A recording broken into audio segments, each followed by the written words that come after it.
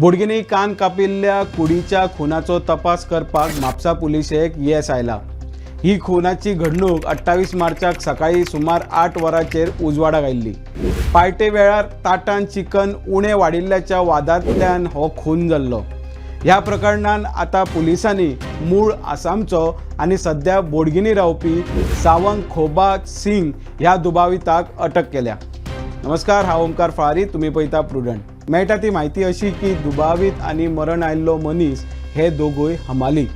27 मार्च ह्या दिसा नव्या कदंबा बस स्टँडाच्या फाटल्यान बोडगिनी मड्डा वाटेन उक्ते सुवातेर मरण आयिल्ल्याचेर जीव घेणो हल्लो जाल्लो। रस्त्याचेर रावपी तिगा इश्टांनी पार्टीचे आयोजन केल्ले। शेताच्या जमनीर बसून जेवता आसतना दुबावीत सावंग खोबा सिंग हाज्या ताटान चिकन कमी आयले।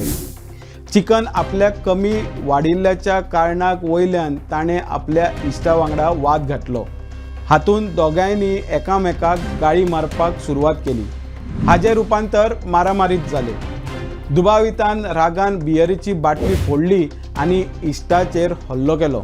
तांच्यांनी ताज्या कानार आनी तोंडाचेर नेटान वार केलो। ह्या हल्ल्यान इश्टाचो कान मुळांतल्यानूच कातरलेलो।